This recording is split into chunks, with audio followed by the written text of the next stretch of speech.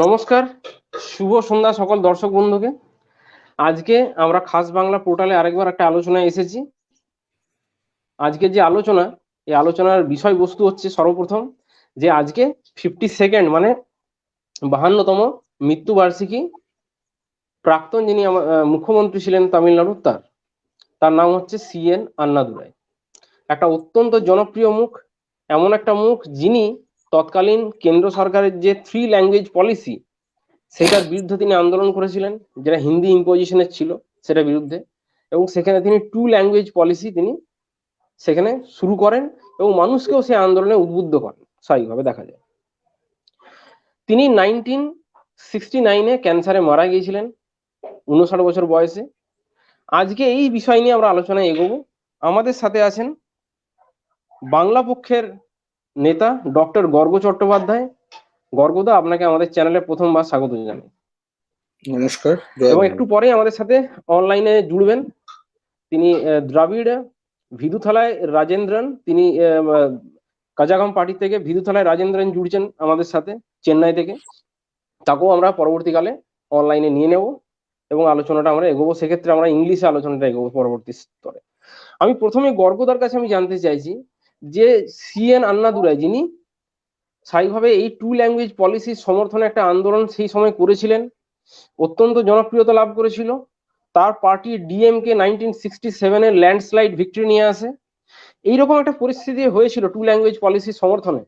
আজকের দিনে দাঁড়িয়ে 2021-এ এই 2 ল্যাঙ্গুয়েজ পলিসিটা পশ্চিমবঙ্গ বা অন্যান্য সমস্ত অহিন্দি রাজ্যের ক্ষেত্রে কতটা প্রাসঙ্গিক? আজকে প্রথমে আজকে CN আন্নাদুরাই নিয়ে অহিন্দি জাতির নেতা, অহিন্দি সকল জাতিসমূহের নেতা, একজন মহান নেতা CN আন্নাদুরাই, তার যে মৃত্যুবার্ষিকীতে এই যে অনুষ্ঠানটা হচ্ছে, এর জন্য আমি খাস বাংলাকে ধন্যবাদ জানাই। তার কারণটা হচ্ছে যে হিন্দি সাম্রাজ্যবাদ বারবার যেটা করেছে, যে অহিন্দি জাতিগুলোর আসল নায়ক যারা, আসলেই যারা নায়ক, যাদের লড়াইয়ের ফলে অহিন্দি জাতির অধিকার সম্পূর্ণ ধ্বংস হয়ে যায়নি, তবুও কিছুটা আশা রেখেছে এবং তারা অন্যান্য বিকল্প পথ দেখিয়েছে, যে ভারতীয় যুক্তরাষ্ট্রে ভারতীয় সংবিধানের অধীনে রাজ্য অধিকার তথা যে বহু জাতি রয়েছে, সেই জাতিগুলির অধিকার কি করে বাস্তবত রাজনীতি করে কায়েম করা যায়, তার রূপরেখা প্রথম স্বাধীন ভারতবর্ষে যিনি দেখিয়েছিলেন, তার নাম CN আন্নাদুরাই। CN আন্নাদুরাই শিষ্য পেরিয়ারের, কিন্তু পেরিয়ার যেখানে শেষ করছেন, অর্থাৎ একটা ধরনের একটা আদর্শিক জাগরণ একটা শ্রেণীর মধ্যে, আন্নাদুরাই কিন্তু সেখানে থেমে থাকেননি। একটি শ্রেণীর মধ্যে আদর্শিক জাগরণ থেকে উনি কিন্তু জিনিসটি জনজাগরণ এবং রাজনৈতিক ভাবে মানুষের কাছে যাওয়া এবং তামিল জাতীয়তাবাদকে সংগঠিত করে সেটা তামিল জাতির অধিকার প্রতিষ্ঠার জন্য এবং উন্নতির জন্য যে ব্যবহার করতে হয়, তাই জন্য তিনি তার গুরুদেবের সঙ্গে আসলে তার বিচ্ছেদ ঘটেছিল। অরিজিনাল সংগঠনের নাম ছিল DK বা দ্রাবিড় কাজাগম, এবং সেখান থেকে আন্নাদুরাই যখন বেরিয়ে আসেন, আন্নাদুরাই তার করুণানিধি, তার যারা লেফটেন্যান্ট রাইট হ্যান্ড, ঠিক আছে, আরো বিভিন্ন নেতৃবৃন্দ ছিলেন, আজাবাঙ্গান এবং আরো অনেকে, তখন তারা বানান DMK, দ্রাবিড় মুন্নেত্র কাজাগম। দ্রাবিড় মুন্নেত্র কাজাগম, এই যে নামগুলো আমরা পড়ি, মানে কি এই শব্দগুলোর মানে? দ্রাবিড় মুন্নেত্র কাজাগম মানে হচ্ছে দ্রাবিড়, অর্থাৎ তারা যে জাতি, দ্রাবিড় প্রগতিশীল সংঘ, দ্রাবিড় প্রোগ্রেসিভ ফেডারেশন, এর নামই হচ্ছে মুন্নেত্র কাজাগম। এবং উনি একটা জিনিস বুঝতে পেরেছেন যে হিন্দি সাম্রাজ্যবাদ আমাদের সকলের শত্রু, প্রতিটি অহিন্দি জাতির শত্রু, এবং প্রতিটি অহিন্দি জাতির শত্রুর সঙ্গে কি করে মোকাবেলা করতে হয়, নিজের মাটিতে দাঁড়িয়ে, নিজের জাতির মাঝে দাঁড়িয়ে, নিজের জাতির অধিকারের কথা বলে এবং নিজের জাতির অধিকারকে কেন্দ্র করে সংগঠিত করে, এই পথ উনি আমাদের সকলকে দেখিয়ে গেছেন। উনি 1965 সালে ওনার নেতৃত্বে এবং অসংখ্য তামিল যুবকের নেতৃত্বে 1965 সালে যে হিন্দি বিরোধী আন্দোলন যে সংগঠিত হয় সারা তামিলনাড়ু জুড়ে, তার যে ছ্যাঁকা, সেই ছ্যাঁকা আজও দিল্লি খেয়ে বসে আছে। আমি বোঝাবো একটু পরেই, এক্ষুনি বলছি। তার আগে ধারণা ছিল যে ইংরেজি হিন্দি এই দুটো হবে ভারতীয় যুক্তরাষ্ট্রের কেন্দ্রীয় সরকারের দাপ্তরিক ভাষা। কিন্তু হিন্দি সাম্রাজ্যবাদীরা সবসময় তালে তালে ছিল যে এই ইংরেজিটাকে অফ করে দিতে হবে। এমনিতেই হিন্দি মাতৃভাষা হবার ফলে অহিন্দি জাতির মানুষরা একটা অসুবিধায় ছিল, কারণ ইংরেজি আমাদের শিখতে হয়, আর হিন্দি তাদের শিখতে হয় না, তাদের মাতৃভাষা। এমনিতে একটা ডিসঅ্যাডভান্টেজ ছিল। এই ডিসঅ্যাডভান্টেজ যাতে আরো হয়ে যায়, এটা সম্পূর্ণ একটি হিন্দি সাম্রাজ্যে পরিণত হয়, তার জন্য তারা চেষ্টা করেছিল 1963 সালে যে ইংরেজিটাকে অফ করে দেবে, মানে শুধু হিন্দি হবে ভারতীয় যুক্তরাষ্ট্রের কেন্দ্রীয় সরকারের দাপ্তরিক ভাষা, শুধু হিন্দি। এর বিরুদ্ধে তিনি গর্জে ওঠেন, তামিল জাতি গর্জে ওঠে, এবং 1965 সাল, যেটা আমরা মনে করি ভারত পাক যুদ্ধ, অবশ্যই, এবং সেটা একটা গুরুত্বপূর্ণ বিষয়, কিন্তু সেই বছরেই কেন্দ্রীয় সরকারের ঊর্ধ্বধারীরা 400-র ওপর তামিল যুবককে হত্যা করে তামিলনাড়ুর রাস্তায়। প্রথম শহীদের নাম রাজেন্দ্রন। এবং তারপরে যে আন্দোলন ঘটে, সেটা রেল আটকে, রেল জ্বালিয়ে, ট্রেন জ্বালিয়ে থেকে শুরু করে মানুষকে সংগঠিত করে সকল জায়গা জাম করে দিয়ে বন্ধের পর বন্ধ, এবং সে এক রক্তক্ষয়ী আন্দোলন। বলছি তো, 400 জন তামিল যুবককে হত্যা করা হয়। এবং তার ফলে যেটা হয়, 67 সালে ডিএমকে কংগ্রেসকে হারিয়ে ক্ষমতায় আসে। এবং তার আগে একটা ঘটনা ঘটেছিল যে জওহরলাল নেহেরু দাদা, যে তিনি একটা জিনিস করেছিলেন, যে তিনি এই আপরাইজিং যে একটা প্রোটেস্ট হচ্ছিল সেখানে, সেইটাকে দেখে তিনি মতটা পরিবর্তন করে একটা জিনিস বলেন যে ইংলিশটা একটা অফিসিয়াল ল্যাঙ্গুয়েজ হিসেবে কন্টিনিউ করবে in Indian union so long as non Hindi states desire. এই একটা লাইন বলে তিনি অ্যামেন্ডমেন্ট করেনি, তিনি একটা এই কথাটা বলে তিনি ব্যাপারটা লঘু করার চেষ্টা করেছিলেন। অবশ্যই, সো লং অ্যাজ নন হিন্দি স্টেটস ডিজায়ার, ঠিক আছে, অর্থাৎ এক অর্থে আটকেই দেওয়া হলো, ঠিক আছে। কারণ তিনি প্রথমে কিন্তু কংগ্রেস পাত্তা দেয়নি। প্রথমে কংগ্রেস ভেবেছিল প্রতিটি জায়গায় যেরকম, ঠিক আছে, কদিন চিল্লাবে, কি আর করবে, এখন যেরকম কৃষক আন্দোলন নিয়ে হচ্ছে, কদিন চিল্লাক, তারপরে তো ঠিক সব লাইনে চলে আসবে। কিন্তু তামিলরা লাইনে আসেনি, বরং দিল্লিকে লাইনে এনেছে। এবং সেই কারণেই এই তামিল জাতীয়তাবাদের যে আন্দোলন, আন্নাদুরাইয়ের যে আন্দোলন, সারা ভারতে অহিন্দি জাতিসমূহের অনুপ্রেরণা। এবং সবচেয়ে বড় কথা, 67 সালে, এটা আমাদের শিখতে হবে, জানতে হবে, যে 67 সালে এই যে দিল্লি পার্টি, কংগ্রেস তৎকালীন, এই যে দিল্লি পার্টিকে লাথিয়ে বার করা হয় তামিলনাড়ুর মাটি থেকে, আজকে 2021, দিল্লির কোনো পার্টি 67-র পর থেকে কখনো তামিলনাড়ুতে ক্ষমতায় আসতে পারেনি। হয় ডিএমকে থেকেছে, কিংবা ডিএমকে থেকেই ভেঙে যাওয়া এআইএডিএমকে, ঠিক আছে, যার মানে হচ্ছে অল ইন্ডিয়া আন্না দ্রাবিড় মুন্নেত্র কজগম, ঠিক আছে। অর্থাৎ তামিলদের মধ্যেই দুটো রাজনৈতিক গোষ্ঠী নিজেদের মধ্যে বুঝে নিয়েছে। এটাই তো হবার কথা। তামিলনাড়ুতে তামিলদের গোষ্ঠীরাই তো নিজেদের মধ্যে লড়াই করবে, নাকি বিহার থেকে এসে, গুজরাট থেকে এসে, বাংলা থেকে গিয়ে লড়াই করবে? তা না, ওটা তো অবাস্তব কথা। ফলে বাঙালিদেরও অনেক কিছু শেখার রয়েছে, এবং প্রতিটি অহিন্দি জাতির কাছে তিনি এক জীবন্ত সূর্যের মতো, একজন জ্বলন্ত সূর্যের মতো। দাদা, কতগুলো স্পেসিফিক বিষয় নিয়ে কোশ্চেন আছে এই এই বিষয় সংক্রান্ত। এবং আরেকটা শেষ একটা কথা বলে দিই, বলুন। ত্রিভাষা নীতির যে কথা বলা হয়, যে ত্রিভাষা নীতি আমাদের গলায় ঝুলিয়ে দেওয়া হয়েছে, যার জন্য আমরা চারিদিকে বিহার ইউপির ভাষা দেখতে পাই, সরকারি পয়সায় চালানো হয়। তামিলনাড়ুতে কিন্তু ত্রিভাষা নীতি লাগু হবে না, এইটাও তিনি বার করিয়ে নিয়েছিলেন। তামিলরা সেটা বার করিয়ে নিয়েছিল। আমাদের কথা হচ্ছে, তামিলরাও ভারতীয়, আমরাও ভারতীয়, আমাদেরও দ্বিভাষা দিকেই যেতে হবে।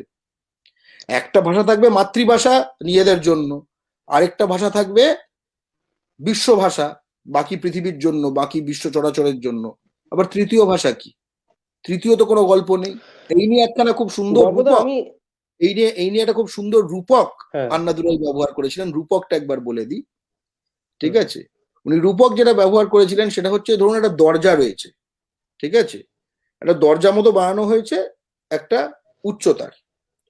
তো ইংরেজি এবং সে বলছে এটা কুকুরের জন্য দরজা বানানো হয়েছে, ঠিক আছে।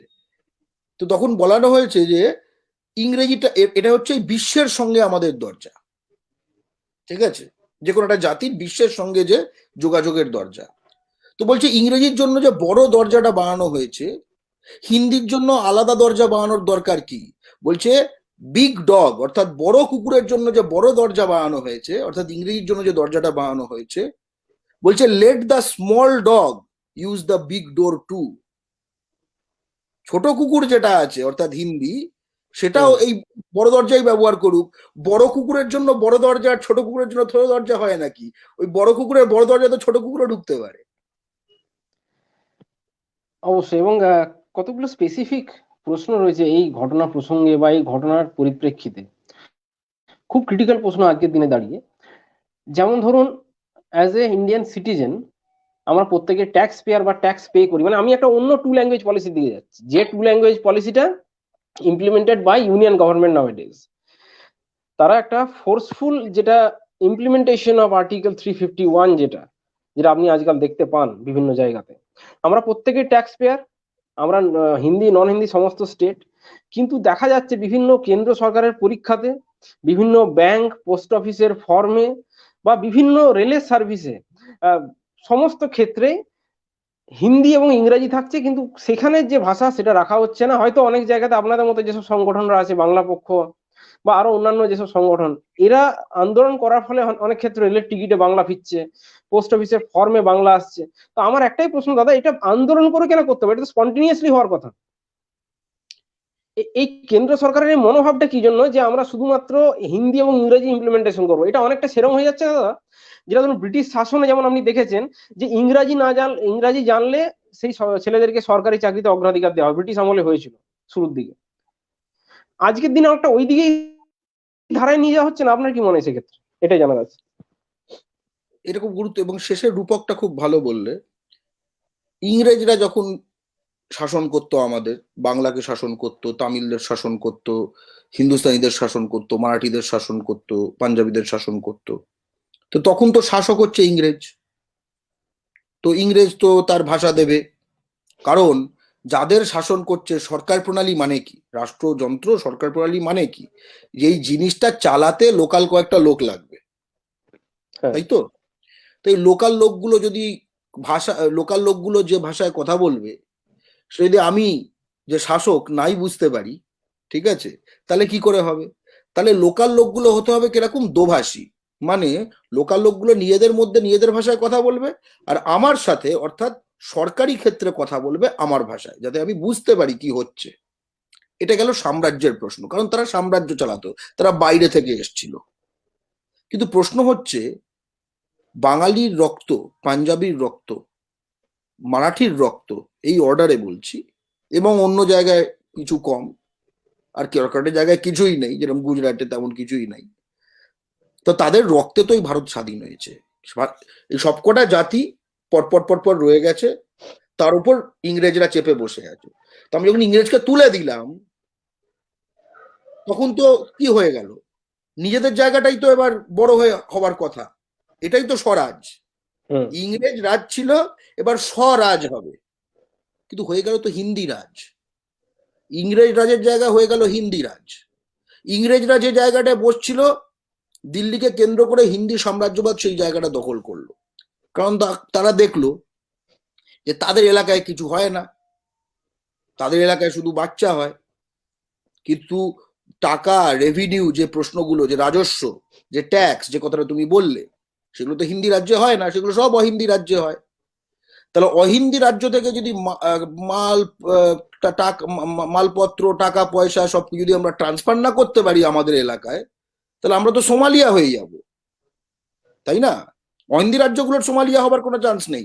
আমরা তো অত্যন্ত মানে বর্ধিষ্ণু আর কি, সুজলা সুফলা শস্য শ্যামলা, বঙ্কিমচন্দ্র বাংলা সম্বন্ধে লিখে গেছেন। এবার কথাটা হচ্ছে যে এইটা তারা খুব প্রথমেই বুঝে গেছে, যে বিষয়টা কিন্তু এই সকলের সমান অধিকার, এটা বইতে রাখতে হবে, বাস্তবে করা চলবে না। যেরকম ভারতীয় সংবিধানে লেখা আছে প্রতিটি নাগরিকের সমান অধিকার ইত্যাদি ইত্যাদি, কোনো তার ভাষার ভিত্তিতে, এর ভিত্তিতে, তার ভিত্তিতে কোনো রকম বৈষম্য করা যাবে না। কিন্তু আমি কেন্দ্রীয় সরকারের প্রায় কোনো পরীক্ষায় আমার মাতৃভাষা দিতে পারি না, কিন্তু অবশ্যই হিন্দি। এটা একটা সব থেকে বড় আমাদের মনে হয় যে সংবিধানের ভায়োলেশন হচ্ছে। কিন্তু হিন্দি মাতৃভাষা সে দিতে পারে কেন? তুমি কি বেশি ভারতীয়? আমরা কম ভারতীয়? আর বেশি ভারতীয় কম ভারতীয় যদি মাপো, তাহলে তো কে কত এই ভারত তৈরি করতে রক্ত দিয়েছে তাই দিয়ে মাপা হোক, নাকি কে কত পপুলেশন তৈরি করেছে তাই দিয়ে মাপা হবে? তা কখনো হয়? জনসংখ্যা নিয়ন্ত্রণহীনতা তো স্বদেশ প্রেমের পরিচয় নয়, তাই না? ওটা অশিক্ষার পরিচয়, ঠিক আছে, নিম্ন সংস্কৃতির পরিচয়। এবার কথাটা হচ্ছে যে তারা এখান থেকে টাকাগুলো তুলবে, তারা এখানে কেন্দ্রীয় সরকারের শাসালো চাকরিগুলি দখল করবে। এই যে চাকরিগুলি যে হবে, টেন্ডারগুলো যে হবে, যা হবে, তার যে দরপত্র হোক, যা হোক, বরাত হোক, এ সব কিছু হিন্দিতে হবে, বাংলায় হবে না, তামিলে হবে না। তার মানে তাদের সকল জনগণ এই চাকরির পরীক্ষার নোটিশের কথা জানতে পারবে, তাদের সকল জনগণ এই বরাতের কথা জানতে পারবে। আমাদের এখানে ইংরেজি জানা 5%, 10% যারা মোটামুটি ইংরেজিতে সড়গড়, তারা জানতে পারবে। প্রথমে আমি কাট হয়ে গেলাম, প্রথমে আমার অধিকাংশ মানুষ কাট হয়ে গেল। তারপরে আমি একটা শেখা ভাষা ইংরেজি, তাই দিয়ে তার মাতৃভাষায় সে পরীক্ষা দেবে বা সবকিছু করবে, তাই দিয়ে কম্পিটিশন করব। অর্থাৎ আমার সংখ্যা সেখানে কমতে থাকবে, তার সংখ্যা বাড়তে থাকবে। আর যেই বাড়তে থাকবে সে তখন নিজেদের নেটওয়ার্ক বানিয়ে নেবে, ইন্টারভিউ হবে, সে তো বুঝবে যে আমাদের লোক একদম ঠিক আছে, তো পরীক্ষা আইওয়াস। বা ধরুন বিভিন্ন ক্ষেত্রে দাদা এই নেটওয়ার্কটা কিন্তু ইতিমধ্যেই বরাতের লক্ষিত বিষয়, হয়েছে। বা বরাতের বিষয়, সে নেটওয়ার্ক ঠিকাদার তাদের অলরেডি সেট করা আছে, তাদের সব স্টেটের লোকজন। অহিন্দি রাজ্যগুলোকে তো ধ্বংস করে দেওয়া হচ্ছে, এগুলো শুধু লুটের জায়গায় পরিণত হয়েছে। এবং হিন্দি সাম্রাজ্যবাদ এই তথাকথিত যে অফিসিয়াল ল্যাঙ্গুয়েজের যে ধারা, এটা ব্যবহার করে আসলে ইংরেজিটাকে আউট করে দিচ্ছে। আজকাল লক্ষ্য করে দেখবে, আগে ইংরেজিটা তবু একটু রাখা হতো, এখন কেন্দ্রীয় সরকারের যে কোনো রকম যে এই প্রেস কনফারেন্স হয় বা ইত্যাদি, যেরকম করোনার সময়, খুব ভয়ানক কথা, করোনার সময় যদি তুমি লক্ষ্য করে দেখবে যে লাভ আগরওয়াল, ঠিক আছে, ওটা একটা আমলা আছে সেন্টারের, সচিব, সে হেলথ সে বক্তব্য সেক্রেটারি। দিত, ঠিক আছে, সে তো আইএএস পরীক্ষা দিয়েছে, সে তো ইংরেজি জানে, ইংরেজি বলতে তার কোনো অসুবিধা নেই, অথচ সে হিন্দিতে সবকিছু বলে গেল। আচ্ছা, এই আপডেট গুলো যে আসলে সরকার কি করছে কি না করছে, মানে ভালোভাবে করতে পারছে নাকি ছড়াচ্ছে, যা হোক, এগুলো কি আমরা অহিন্দি মানুষ এই করোনা কালে আমাদের জানার অধিকার নেই? আমাদের হিন্দি শিখে জানতে হবে। আমাদের প্রাণের দাম আছে কিনা, আমাদের অধিকার আছে কিনা, এটা কি হিন্দি শেখার উপর নির্ভরশীল? আমি কি জন্ম থেকে ভারতীয় না? আমি হিন্দি শিখে ভারতীয় হতে হবে? এই একটা একটা অত্যন্ত এই গণতন্ত্রে, এই যে যে বিষয়টা আপনি বললেন, একটা সাধারণতন্ত্রে, অত্যন্ত একটা একটা সাধারণতন্ত্রে রাষ্ট্র হয় জনগণের মতো, জনগণকে রাষ্ট্রের মতো হয়ে উঠতে হয় না, ওটাকেই না গণতন্ত্র বলে। অত্যন্ত গুরুত্বপূর্ণ পয়েন্ট আপনি বলেছেন গর্গদা। আমি একটি জিনিস আপনাকে জানাতে চাই, যে এই ধরনের যে ঘটনাক্রমগুলো হয়ে চলেছে দীর্ঘ সময় ধরে, দেখা গেছে যে এই যে হিন্দি ইংরাজি অফিসিয়াল ল্যাঙ্গুয়েজ, এই ব্যাপারটা স্বাধীনতার পরে যখনই এই ঘটনাটা হয়, তারপর থেকে ওটা কন্টিনিউ হয়ে এসেছে। কিন্তু বর্তমানে দেখা যাচ্ছে, বর্তমান যে কেন্দ্র সরকার, তাদের সময়ে এই যে আর্টিকেল বা এই যে হিন্দি অফিসিয়াল ল্যাঙ্গুয়েজ হিসেবে দেখানো বা সেটাকে ফোর্সফুল ইম্পোজিশন বা ইমপ্লিমেন্ট করার যে ব্যাপারগুলো, সেগুলো একটু বেশি এগিয়ে টেগিয়ে দেখা যাচ্ছে এরকম বিভিন্ন ক্ষেত্রে। প্রধানমন্ত্রী নিজেও ভাষণ দিচ্ছেন ইভেন এই হিন্দিতে বিভিন্ন ক্ষেত্রে। কংগ্রেসের গভর্নমেন্টের সময় হয়তো দেখা যায়নি, মেবি সেটা একটা অন্য রিজন হতে পারে, যে শশী থারুর বা অন্যান্য যারা ছিলেন, এ কে অ্যান্টনি, তারা সাউথ ইন্ডিয়া থেকে বিলং করতেন, মেবি সেটা রিজন হতে পারে। আপনার কি মনে হয় এটা কি বাস্তবে এরকম ডিফারেন্সেস কিছু দেখা যাচ্ছে, যে বর্তমান কেন্দ্র সরকার একটু বেশি এই ব্যাপারটা ইমপ্লিমেন্ট করতে চাইছে, forceful implementation of Hindi? Hindi সাম্রাজ্যবাদ তার এলাকার অনিয়ন্ত্রিত জনসংখ্যা এবং ফলে সংখ্যাধিক্যের কারণে 47 থেকে এই বিষয়টা ঘটাচ্ছে, কখনো কম কখনো বেশি। এই কম বেশির কারণগুলো বোঝা জরুরি। কংগ্রেস সংগঠন, কংগ্রেস দল, যে কংগ্রেস দলের আহ বিস্তৃতি আসলে ছিল ভারত জুড়ে, যেটাকে বলে কাশ্মীর থেকে কন্যাকুমারী, গুজরাট থেকে অরুণাচল প্রদেশ, হ্যাঁ, এই পুরো জায়গায় তার বিস্তৃতি ছিল। যার ফলে হচ্ছে তাকে কিছু হিন্দি সাম্রাজ্যবাদীরা তাদের মধ্যেই সংগঠিত হয়েছিল, কিন্তু যেহেতু অন্যান্য জায়গায় লোক ছিল, তাদের একটু ব্যালেন্স দিয়ে চলতে হতো, একটু ব্যালেন্স দিয়ে চলতে হতো। খুব বাড়াবাড়ি করলে, অন্য জায়গায় হেরে গেলে তার ক্ষমতায় টান পড়বে। বিজেপি যে ধরনের সংগঠন বর্তমান কেন্দ্রীয় সরকার 2014 থেকে, এদের মূল ভিত্তি হচ্ছে ক্যাটেগরি এ এবং ক্যাটেগরি বি স্টেট, অর্থাৎ গুজরাট, মহারাষ্ট্র এবং এই হিন্দি এলাকা। গুজরাট মহারাষ্ট্র যেখানে হিন্দি অনেকটা মোটামুটি বুঝিয়ে দিয়েছে, আর হিন্দি এলাকা নিজে, অর্থাৎ অহিন্দি হ্যাঁ। এলাকায় প্রায় কিছুই শক্তি না থেকেও তারা দিল্লি কবজা করতে পারে। এক। দ্বিতীয় কথা, এটা শুধু ক্ষমতা যে তারা পেয়ে যাচ্ছে, ক্ষমতা পাওয়ার একটা উপায় এরকম নয় যে হ্যাঁ তারা হিন্দি এলাকায় হেরে গেল, তারপরে তারা যদি অহিন্দি এলাকায় শক্তি বাড়ায় তাহলে তখন তারা হঠাৎ ভাষা সমানাধিকারের পক্ষে চলে যাবে, ঠিক আছে, এমন নয়। কারণ আপনারা যদি আরএসএস এর, অর্থাৎ বিজেপির পেছনে যে রাজনৈতিক এবং আদর্শিক যে জায়গাটা আরএসএস, ঠিক আছে, তাদের আদর্শিক নীতিগুলি পড়েন, তারা একদম এক ভাষা সকলকে বলতে হবে, সকলকে বুঝতে হবে, এই জিনিসটার একদম পরিষ্কার ভাবে তারা বলে। এক অক্ষর ওই ওদের যে নাগরি আছে সেইটা দিয়ে, অর্থাৎ আমাদের, তারা ইউনিটিতে বিশ্বাস করে না, তারা ইউনিফর্মিটিতে বিশ্বাস করে। আমাদের কিন্তু এইটার মধ্যে তফাৎটা বুঝতে হবে যে বিজেপি আরএসএস ইউনিটির বিরুদ্ধে, তারা ইউনিফর্মিটির পক্ষে। অর্থাৎ আমরাও হিন্দি হয়ে যাব, উড়িয়ারাও হিন্দি হয়ে যাবে, এবং মারাঠিরাও হিন্দি হয়ে যাবে, তামিলরাও হিন্দি হয়ে যাবে, এটা তাদের দূরগামী লক্ষ্য। হিন্দিকে বলে না অনেক সময় কানেক্টিং ল্যাঙ্গুয়েজ বলা হয়, কানেক্টিং ল্যাঙ্গুয়েজকে যোগাযোগ স্থাপনকারী ভাষা। এটা কার সঙ্গে কার যোগাযোগ হয়? হ্যাঁ। এটা হিন্দি বলয়ের সঙ্গে, এটা হিন্দি বলয়ের সঙ্গে অহিন্দি এলাকায় মাল কামানোর যে নানা উপায়, তার যোগাযোগ হয়। অর্থাৎ হিন্দি এলাকা থেকে অহিন্দি এলাকায় মাল কামাতে যে লোকজন ঢুকবে করে, এবার ওখানকার লোকজন হিন্দি জানলে তার ঢুকতে সুবিধা হবে, যেরকম বাংলায় হয়েছে বা হিন্দি এই মেকানিজমটা, এই মেকানিজমটা আপনি যেটা বলছেন দাদা, এই মেকানিজমটা পুরোপুরি ব্রিটিশ শাসনে যেটা হতো, যে ব্রিটিশ রাজকর্মচারী, ব্রিটিশ বাণিজ্যিকরা এখান থেকে অনেক সময় কাঁচামাল তুলতে বা এখানে ফ্যাক্টরি লাগিয়ে বাজার করার জন্য সেখানে আসতো, বা এখানে সে একই রকম, সেক্ষেত্রে ইংলিশকে প্রাধান্য দেওয়া হতো, যে ইংরাজি শেখা লোকেদেরকে আগে কাজে নেওয়া হবে, মানে অনেকটা মেকানিজমটা সেরকমই। শুধু ইংরেজিতে প্রাধান্য দিত না, ইংরেজিতে ইংরেজ বড় কর্তাগুলো ইংরেজ আনতো, বড় কর্তাগুলো তাদের এলাকা থেকে আনতো, ঠিক আছে। এক তো হচ্ছে এলাকা থেকে টাকা তুলবেও, আর বড় কর্তাগুলো ইংরেজ বসাবো। তাহলে আমাদের এখানে কিন্তু শুধু তার থেকে ভয়ানক অবস্থা, এই সাম্রাজ্যবাদের, ইংরেজ সাম্রাজ্যবাদের থেকেও ভয়ানক। কেন?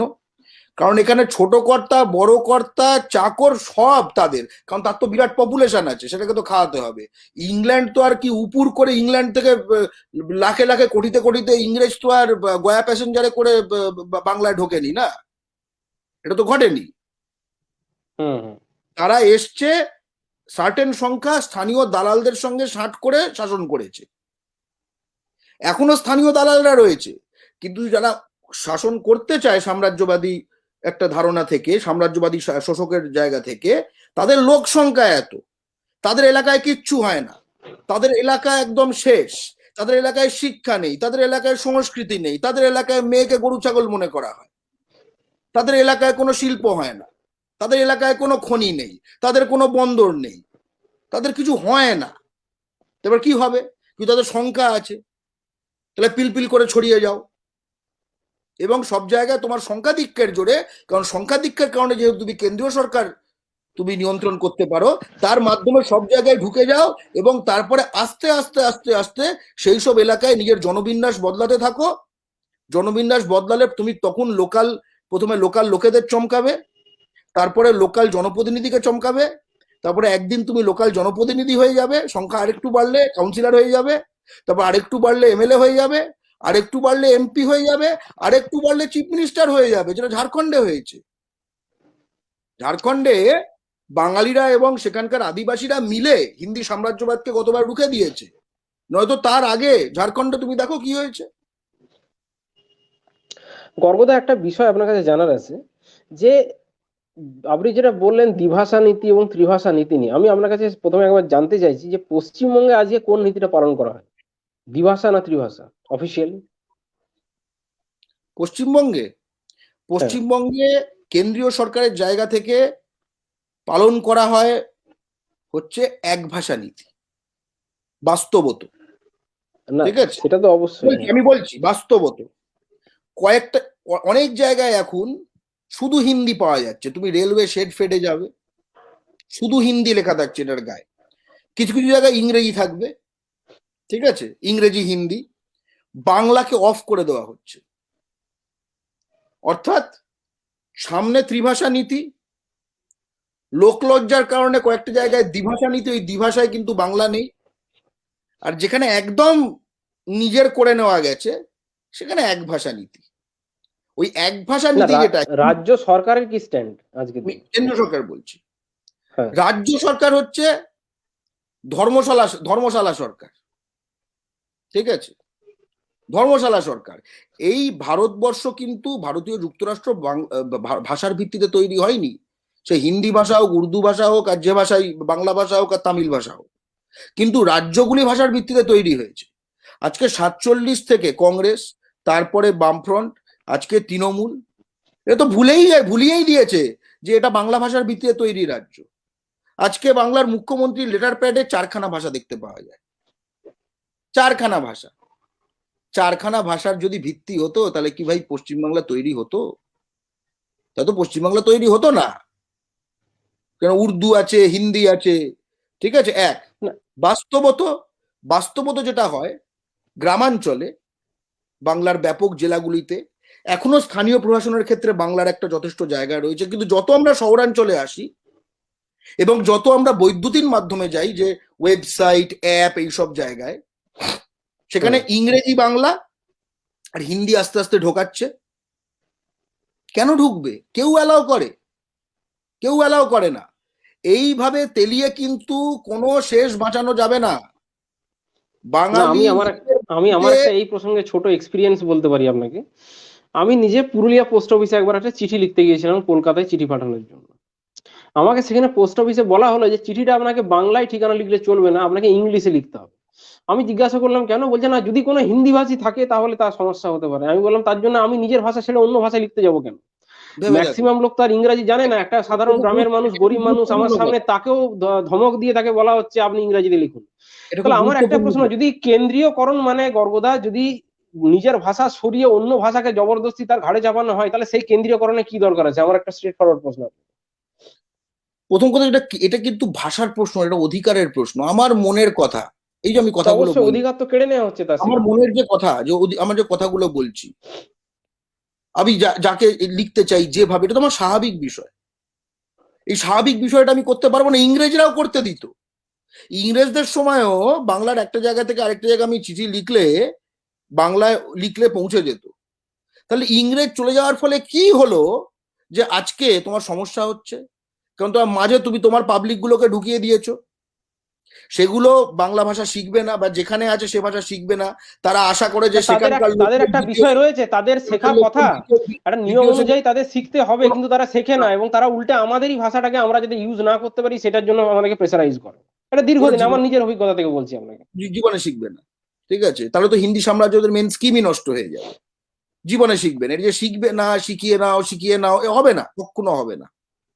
একমাত্র যারা বড় বড় অফিসার আছে, আইএএস অফিসার, ঠিক আছে, যেহেতু তারা মুখ্যমন্ত্রীর সামনে বা লোকেদের সামনে আসতে হয়, বড় বড় প্রেস কনফারেন্সে একটু বাংলা টাংলা বলার চেষ্টা করে, তাহলে খারাপ দেখায়, তাও মাঝে মাঝে চান্স পেলেই দিয়ে দেয় হিন্দি, ঠিক আছে।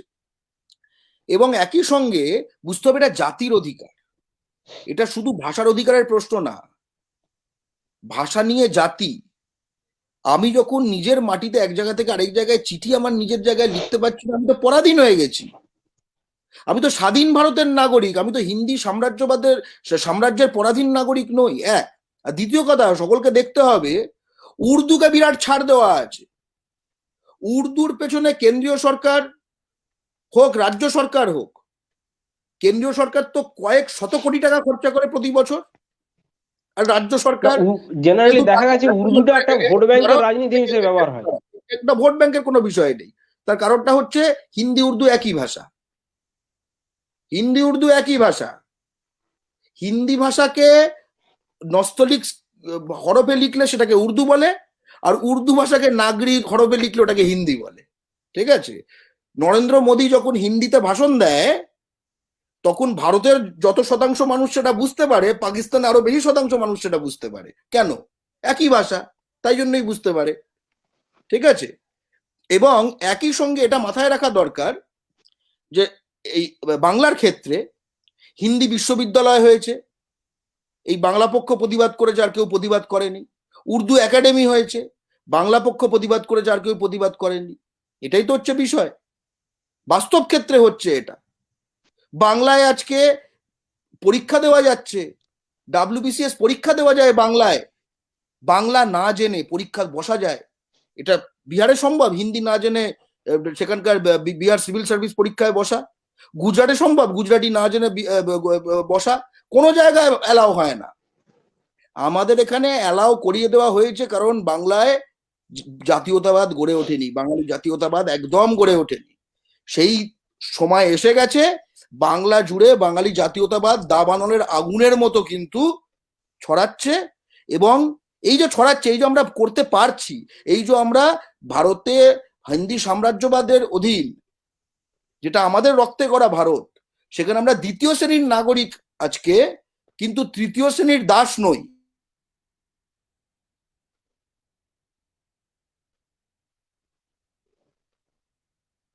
হ্যাঁ, এই যে আমরা দ্বিতীয় শ্রেণীর নাগরিক কিন্তু তৃতীয় শ্রেণীর দাস নই, তার কারণ হচ্ছে সিএন আন্নাদুরাই। উনি কোথাও একখানা হিন্দি সাম্রাজ্যবাদের রথের চাকা তামিলনাড়ুর মাটিতে গিয়ে আটকে গেছিল। আন্নাদুরাই যেটা করেছিল, রথের চাকা শুধু তুলতে দেয়নি, চাকা ফাঁকা খুলে ঘোড়াগুলোকে খেয়ে নিয়ে, পিস পিস করে ঘোড়াগুলোকে খেয়ে নিয়ে, চাকায় যারা সারথি ছিল তাদের জামা প্যান্ট খুলে নিয়ে লাত মেরে বলেছে যা ভাগ। এই হচ্ছে সিএন আন্নাদুরাই, তাই জন্য আমরা তাকে শ্রদ্ধা করি। আমি আরেকটা জিনিস জানতে চাইছি আপনার কাছে। আজকের দিনে পশ্চিম মানে গোটা ভারতবর্ষের মাটিতে, মানে আমি ছোট একটা এক্সাম্পল দিই তারপর প্রশ্নটা করছি আপনাকে। দেখা যাচ্ছে কেন্দ্র সরকার বিভিন্ন তার এজেন্সি, বিভিন্ন যে সমস্ত কলেজ ইউনিভার্সিটি সেন্ট্রাল গভর্নমেন্টের যেগুলো আছে, তাতে সিগনেচার যেটা যেটা সিগনেচারের কোনো ভাষা হয় না, সিগনেচার হচ্ছে একটা তার হাতের প্যাটার্নের একটা ধারা, যেটাকে তার ইউনিক ধারা হয়, মানে ইউনিক একটা প্যাটার্ন, যেটাকে সিগনেচার হিসেবে সে ব্যবহার করে। জেনারেলি তার ভাষা হিসেবে সেটাকে জাজ করা হয় না। সেখানেও চাপ দেওয়া হয় যে হিন্দিতে তাকে সিগনেচার করতে হবে। আমার কাছে অনেক সার্কুলারও আছে, আমি আপনাকে দেখাতে পারি পার্সোনালি। এরকম ধরনের বিভিন্ন ডিপার্টমেন্টে হয়ে থাকে। পশ্চিমবঙ্গের মাটিতে কেন্দ্রীয় সরকারি এজেন্সিগুলোতে এই ধরনের ঘটনা ঘটছে। সেখানেও রাজভাষার নামে স্বাভাবিকভাবে 351 যে ধারা রয়েছে সংবিধানে, সেটা ইমপ্লিমেন্টেশন করার নামে এই কাজগুলো হচ্ছে কেন্দ্র সরকারের দ্বারা। আজকের দিনে স্বাভাবিকভাবে পাবলিক সার্ভিসও বাংলার মাটিতে বাঙালি নিজের ভাষায় পায় না। অধিকাংশ যারা স্বাভাবিকভাবে অল ইন্ডিয়া সার্ভিসের নাম দিয়ে সেখানে বাইরের রাজ্যের মানুষও আসছেন, তারা বাংলা শেখেন না, তারা বাংলা সার্ভিসও দিতে পারেন না। সেই জন্য এইটা যেটা আপনি আলোচনাটা করলেন, আমি জানতে চাইছি যে বাংলা পক্ষ একটা অত্যন্ত লিডিং ফেস আজকের দিনে বেঙ্গলি ন্যাশনালিজম মুভমেন্টের যদি কথা বলা হয়, আজকের দিনে অনেকে আপনাকে 1960-এর দশকে বাল ঠেকারে যে আন্দোলনটা করেছিলেন মহারাষ্ট্রে, অনেকটা সেই আন্দোলনেরই রূপকার, মানে ওই টাইপেরই আন্দোলনের রূপকার হিসেবে মনে করে পশ্চিমবঙ্গে। আজকের দিনে বাংলার এই সমস্ত অধিকার যেগুলো আপনি বললেন যে খর্ব হচ্ছে, এইগুলোকে পুনরুদ্ধার করতে, বাঙালিকে ঐক্যবদ্ধ করতে, পুনর্জাগরণের ক্ষেত্রে, বা পশ্চিমবঙ্গের রাজ্য সরকারকে সেই সেই দিশাতে এগিয়ে নিয়ে যেতে বাংলা পক্ষ কি কি ধরনের স্টেপ নিচ্ছে, যদি একটু আমাকে বিস্তারিত ভাবে বলেন। আমি প্রথম, তুমি প্রশ্নটা যেখান থেকে শুরু করলে সইয়ের কথা, সেখান থেকে বলি। প্রথম কথা জেনে রাখা দরকার যে হিন্দি জানা বাধ্যতামূলক না কেন্দ্রীয় সরকারের কোনো চাকরিতে, কোনো চাকরিতে। শুধু হ্যাঁ, যদি এখন হিন্দি শিক্ষক হয় তাকে তো হিন্দি জানতেই হবে, প্র্যাকটিক্যাল কথা। কিন্তু এছাড়া কোনো চাকরিতে হিন্দি জানা বাধ্যতামূলক নয়। হিন্দি লিখতে জানা, পড়তে জানা, বলতে জানা কিছুই বাধ্যতামূলক নয়। ঠিক আছে, এবার কিন্তু লোকে ভয় ভয় কেন করে যারা অহিন্দি জাতির মানুষ? কারণ তার তো একটা কনফিডেন্সিয়াল রিপোর্ট যায়, সিআর রিপোর্ট। ঠিক আছে, আর সেখানে তো বসে আছে ওরা। হ্যাঁ, ঠিক আছে, সকলে ভয় ভয়ে থাকে। আরে ভয় ভয়ে কি আর ভাই হয়? ভয় ভয়ে তো ভাই হয় না। তার মানে এরা শুধু ইউনিটি বিরোধী না, এরা ভ্রাতৃত্বের বিরোধী। প্রথম কথা বোঝা দরকার। সাম্রাজ্যবাদ, বাংলা পক্ষ সেই বাংলা করতে যায় যেখানে বাংলার মাটিতে সইটা বাংলায় হবে, যে পেন দিয়ে সইটা হবে সেই পেনের বরাত কোনো বাঙালি পাবে? এটা কেন্দ্রীয় সরকারি অফিসে তো পেনের বরাত পায় না। যে কাগজটায় করবে খাতা, সেই খাতার বরাত বাঙালি পাবে। যে অফিসটা বসে আছে সেখানে যে রং করতে হয়েছে সেই রঙের বরাত বাঙালি পাবে, এবং যে লোকটা বসে থাকবে সেও বাঙালি হবে। কেন? এটা এটা কেন বলছি স্বাভাবিক? কারণ বিহারে তো এটাই স্বাভাবিক। বিহারে তো এটাই স্বাভাবিক। বিহারে যেটা স্বাভাবিক বিহারের মানুষের জন্য, বিহারির জন্য, বাংলায় সেটা স্বাভাবিক হতে হবে বাঙালির জন্য। আমরা তো সমান অধিকার দাবি করছি। সমান অধিকার দাবি করা পাপ? বিহারি আজকে যে, ইউপির লোক যে, হরিয়ানার লোক যে, মধ্যপ্রদেশের লোক যে, সে তার মাতৃভাষায় ভারতীয় সেনায় ভর্তি হতে পারে পরীক্ষা দিয়ে, সিআরপিএফ এর পরীক্ষা দিতে পারে, সিআইএসএফ এর পরীক্ষা দিতে পারে, বিএসএফ এর পরীক্ষা দিতে পারে। আমরা কেন দিতে পারবো না? আমরা কি দ্বিতীয় শ্রেণীর নাগরিক?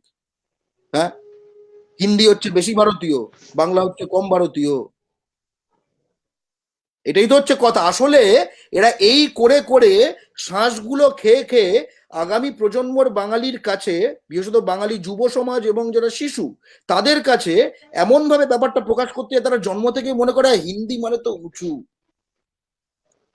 ওটা শিখে নিতে হবে, ওটা না করলে কিছু হবে না। কারণ তার সামনে যতগুলো সাকসেস ফর্মুলা থাকে, সাকসেসফুল লোক থাকে, তারা তো আর জানে না এই ব্যাকগ্রাউন্ডটা, যে তার সাকসেস মানে তো আসলে হাওয়া। সাকসেস মানে কানেকশন, আর আমাদের অধিকার কেড়ে নেওয়ার ভিত্তি হচ্ছে তার সাকসেস। এবার যারা মরুভূমিতে বড়লোক হবার সাকসেস কি? লুট, 1943, মন্বন্তর, দুর্ভিক্ষ, চোরাচালান, চোরা কারবারি, মজুদদারি, তাই না? সে কথা আমি যাচ্ছি না। এবার তুমি বললে যে বাল ঠাকরের কথা। বাল ঠাকরে মারাঠি জাতীয়তাবাদের একজন অবিসংবাদিত নেতা। মারাঠি জাতিকে শেখানো এরকম বহিরাগতরা কিন্তু মহারাষ্ট্রকে একদম শুষে খেয়ে নিয়েছিল, বিশেষত শহরাঞ্চল, মুম্বাই, থানে, নাসিক এবং বিস্তীর্ণ শহরাঞ্চলগুলো। উনি মানে রুখে নিজের দাঁড়িয়েছিলেন। বাজার হাতছাড়া হওয়ার পর ফিরে পাওয়ার যে সাকসেসফুল লড়াই একমাত্র মহারাষ্ট্রে কিন্তু দেখা গেছে এখনো অব্দি, হারিয়ে যাওয়ার একমাত্র পরে কেন? পুরোপুরি ফিরে পাওয়া। একমাত্র পুরোপুরি ফেরত পাওয়া যায়নি। তারা চাকরির ক্ষেত্রে এবং এলাকায় দাপটের ক্ষেত্রে ব্যাপারটা করতে পেরেছে, কিন্তু পুঁজির লড়াইটা কিন্তু এখনো করতে পারেনি। বহিরাগত পুঁজি সেটাকে এখনো শাসন করে, এটা খুব দুর্ভাগ্যের।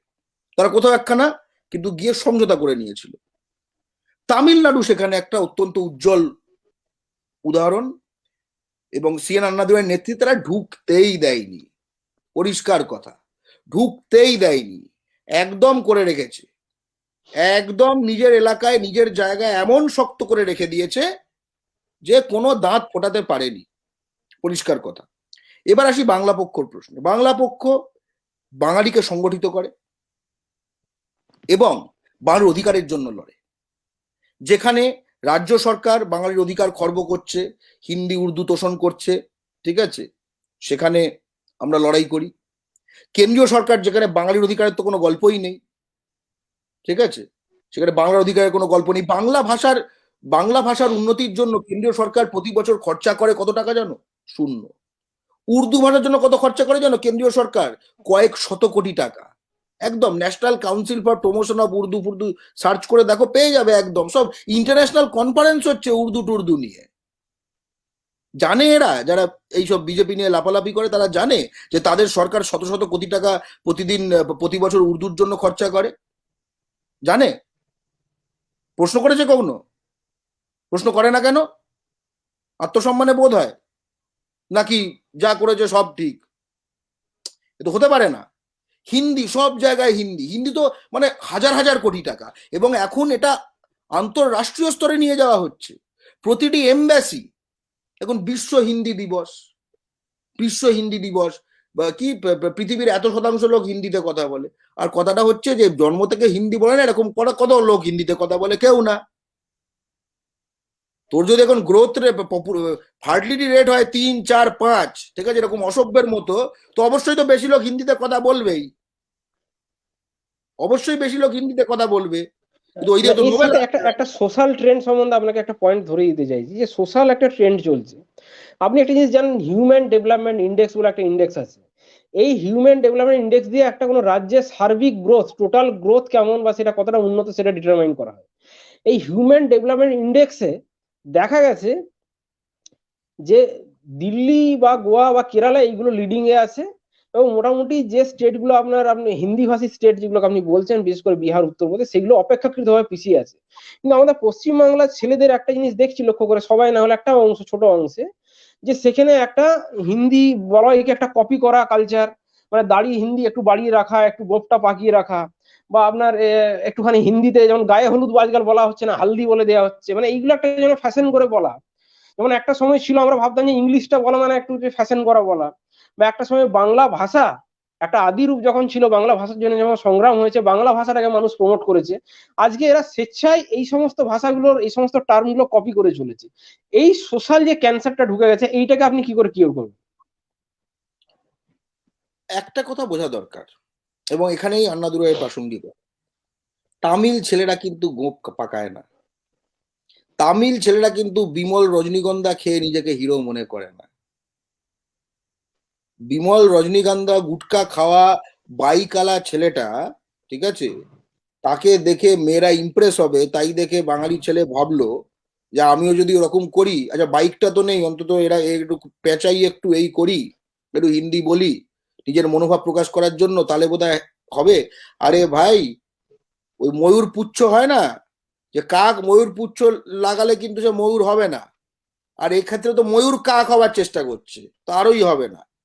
ঠিক আছে, তামিলরা কিন্তু তাদের যে দৃশ্যকল্প, তাদের যে কল্পনা, তাদের যে চেতনা, তাদের যে ইপ্সা, তাদের যে ভালোবাসা, তাদের যে ইচ্ছে, তাদের যে আকাঙ্ক্ষা, তাদের যে সৌন্দর্যবোধ, তাদের যে নান্দনিকতা, এরা সম্পূর্ণ নিজের জায়গায় রেখেছে। তার সবচেয়ে বড় কারণ হচ্ছে তামিল মাটির ওপর তামিলদের দাপট, পুঁজিতে দাপট, চাকরিতে দাপট, বাজারে দাপট, এলাকায় দাপট, রাজনীতিতে দাপট। ওখানে ভাটপাড়া টিকিয়াপাড়া নেই, রাজাবাজার বড় বাজার নেই, ওখানে পুরোই তামিল বাজার, সবই তামিল পাড়া। তাই জন্য নাম তামিলনাড়ু, তামিলদের দেশ, নাড়ু মানে হচ্ছে দেশ। ঠিক আছে, খুব পরিষ্কার কথা। বাংলার ক্ষেত্রে যেহেতু অধিকাংশ সুযোগগুলো আস্তে আস্তে বহিরাগতরা অন্যায়ভাবে মারপিট করে, মাফিয়াগিরি করে, কেন্দ্রীয় সরকারের সাহায্যে এবং রাজ্য সরকারের উদাসীনতায় তথা তোষণ নীতির কারণে এবং স্থানীয় দালালদের সহযোগিতায় এই জায়গায় নিয়ে গেছে, তাই জন্য আজকে বাঙালিকে এই ভয়ঙ্কর দিনটা দেখতে হচ্ছে। তাই জন্য বাঙালিকে এই ভয়ঙ্কর দিনটা দেখতে হচ্ছে। কিন্তু একটা কথা আমি সবসময় আশার কথা বলি, যে আমরা কিন্তু ৮৬%, কম করে ৯ কোটি, এখনো আমাদের যে নাম্বার আছে, হাঁচি দিলে রাঁচি পৌঁছে যাবে। এখনো আমাদের যে নাম্বার আছে, সেই নাম্বারকে সংগঠিত করা দরকার। তবেই আমরা সিএন আন্নাদুরাইয়ের যে আদর্শ, সেটাকে বাংলায় আমাদের প্রেক্ষিতে, আমাদের ভাবধারায়, আমাদের বাস্তবতায়, আমাদের মাটিতে প্রতিষ্ঠিত করতে পারবো। কারণ দেখো, তুমি ৭%, তুমি সিপিএম হলে তুমি ৭%, তুমি কংগ্রেস হলে তুমি ১২%, তুমি মুসলমান হলে তুমি ২৭%, তুমি বিজেপি হলে তুমি ৩৮%, তুমি তৃণমূল হলে তুমি ৪৩%, তুমি হিন্দু হলে তুমি ৭০%, বাংলার কথা বলছি। কিন্তু তুমি বাঙালি হলে ৮৬%। বাংলায় বাঙালি ৮৬%, এর ওপরের পার্সেন্টেজ শুধু ১০০। বাংলায় বাঙালির ওপর কোনো পার্সেন্টেজ নেই, পার্সেন্টেজ নেই। এরা এক হলে একটা অনেক দোকান বন্ধ হয়ে যাবে, এবং আমরা সব দোকান বন্ধ করতে চাই। বাংলায় চলবে বাঙালির দোকান, এবং যারা একটা ইম্পর্টেন্ট জিনিস আপনাকে, আমরা কারুর বিরোধী নই, আমরা শান্তির পক্ষে, আমরা সহাবস্থানের পক্ষে। আমরা তো চাই যে ইউপিতে একটা বিষয় আপনার কাছে জানতে চাইছি। আমরা চাই যে ইউপিতে বাঙালিদের এত সম্মান করে রাখা হয়, মাথা করে উঁচু মাথায় করে রাখা হয়। আমরা এরকম ভাবে ইউপির মানুষদের এখানে মাথায় একদম মাথায় করে রাখতে চাই। বিহারে বাঙালিদের কি সম্মান, বিহারে বাঙালি নারীদের কি সম্মান, বিহারে বাঙালিদের যে যেরকম ভাবে প্রতিপত্তি, ঠিক আছে, আমরা তো এখানে একই রকম প্রতিপত্তি চাই, আমরা একই রকম সম্মান চাই, একদম এক। আমরা পুরো সমানে বিশ্বাস করি, যেমন দেখাবে তেমনি দেখবে। আমরা একদম সাম্যে বিশ্বাসী, সাম্য, সমান অধিকার, পরিষ্কার কথা। গর্গদা একটা বিষয়, যে কেন্দ্র সরকার বা কেন্দ্র সরকার যে বিষয়বস্তুগুলো নিয়ে আপনি বললেন, আজকে এই সমস্ত বিষয়গুলো, পুঁজি বাজার, টেন্ডার বা এই সমস্ত বিষয়গুলোতে বাংলার মানুষের বা বাংলার ভূমিপুত্রদের অধিকার বজায় রাখতে গেলে যে জিনিসটা একটা বুঝতে পারলাম, যে এখানে সেখানে যে স্টেট গভর্নমেন্ট আছে তাদেরও একটা সদিচ্ছার প্রয়োজন আছে, কারণ কিছু কিছু নেসেসারি অ্যাক্ট আছে যেগুলো রাজ্য সরকারকে ইমপ্লিমেন্ট করতে হবে। যেমন বিভিন্ন পরীক্ষাতে বাংলা ভাষা ম্যান্ডেটরি করা। Interrupting because we probably joining with the leaders of Viduthalai, Rajendra, when he will log in. Hello, can you listen us? Yeah, bro. Hello, welcome to our channel basically on this auspicious occasion. Yes, bro. Thank you, bro. Today when we are basically discussing the work of C.N. Annadurai and how he had implemented the two-language policy there in Tamil Nadu. Here in Bengal, we had been discussing it with Dr. Garga Chatterjee. He is the chief of Bangla Pokho, Bengali Nationalist sir. Organization. You know, let us know about something kind of movement he led there and how it can be implemented. The two-language policy or the right of the son of the soils in our ground, like Bengal, Odisha, and other states, non-Hindi states, how this can be established and how the model of C.N. Annadurai can be implemented in these states. Kindly tell us. First of all, let me thank you for you guys for calling me this program, Mr. Kalidas, Mr. Garga Chatterjee. Thank you for that. By the way, I'm Others. My name is Others. I'm interested in some works of Anna. I'm a huge fan of Anna. So I think I can give some idea about what he did that time, because the complex problem where this complex Hindi is a very big menace that time, because you see in 1930s and 1930s, C. Rajagopalachari was the chief minister of Madras presidency. He was like he thought of an act. He thought of bringing an act to implement Hindi in every school across the entire Tamil Nadu. So what was that to us, to Tamils? Like, our first language is Tamil. We speak Tamil. Then who is ruling us? We were ruled that time by British Raj. So what is the language of British Raj? It's English, obviously. So why should we learn the extra, the language which is not indigenous to Tamil Nadu, the language which was spoken away from Tamil Nadu? Why should we learn that? Because there was no Hindi speaking persons who were not living in majority in Tamil Nadu. They were such minimal account. So Periyar, they what to, the teacher, I said that ideological teacher. So the ideological founder, the Dravidian ideological founder Periyar opposed it so much. The world, see, it's a big protest here. You know, even my grandfather, my great grandfather, all took part in that protest. They were like, it's like their pride. They were so proud to take part in that protest, because they were like saving their language. It is very equal to saving their mother India. They felt it like they were saving someone close, something close to them, that something they can pass on to their generations. The first Hindi war, we call it as not, we will not call it protest actually. We call it as a war. We call it a language war. But Mr. Others, I want to ask another aspect regarding this two-language policy. And in Yes, sir, modern yes. times, another different type of two-language policy is being implemented from Delhi to whole of the country. Yes, sir. That Yes, sir, yes, sir. you are a taxpayer. You are a taxpayer being a Tamil. We are Bengali like a taxpayer, but we cannot write it in our mother language in examination papers, or even in West Yes, Bengal. sir, yes. You hardly found any form, bank forms or post office forms, slips, etc., having Bangla language. That is, the general villagers and general public cannot understand their language. Even they are directed to write it in English. A villager in Bengal is directed to write the addresses in English, which is the address is situated in West Bengal. So don't it like that we are being humiliated in such a situation where the central government do not allow you or any other non-Hindi state to perform the maximum central government exams, in job exams or any kind of entrance exam in your mother language? Is it not a deprivation? Yes, sir. I like to say current example.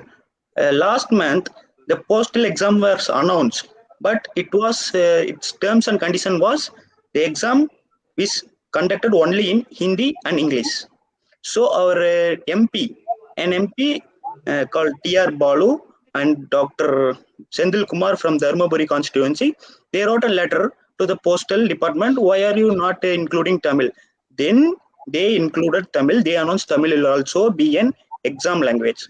So what is the point of here is they have no idea how to respect the regional languages. First of all, I like to say that because if they like to respect regional languages, this problem won't even arise. First of all, they are not respecting. They are adamant, purely adamant to learn Hindi, their language. But we are asking, So Dr. we learn. Dr. Garga Chatterjee earlier he was pointing out that this was mainly done to capture the market or capture the captured by the capitalistic businessmen from Delhi and around Delhi to capture the markets in non-Hindi states specifically. So this was the basic agenda behind doing this. What your view on this, basically? I am you on this Jobs because also. And jobs also, not only just capital, jobs, tenders, and even through that changing local demography. Because once you get a foothold in a certain region, you can then get in and if you look at the uh, external population, okay, Hindi imperialist population in any non-Hindi state, typically it is around a union government installation. It can be a BSF camp, it can be a railway station, it can be this, it can be that, but that is the first locus. Around that, a certain kind of community will grow, and then slowly it will become like a cancer. That is the basic idea. So it is actually grabbing of land, grabbing of resource, grabbing of jobs, grabbing of money, grabbing of capital, everything, and at the same time making us second-class citizen in our own homeland. So, Mr. Adarsh, yes, how do you are dealing with the problem basically? How the central government jobs are to be conducted in Tamil local languages? we are How you dealing all because trying? we are dealing with legally. First of all, we will try to deal with legally. We ask courts, we ask some supreme courts if the problem will be resolved in courts maximum. But if it will not resolve, then we will go to other option. We have no other option. We will have to raise our voices. I would like to interrupt a little bit because we have the eminent personality, one of the most respectful personality, Biduthalai Rajendran, with us online.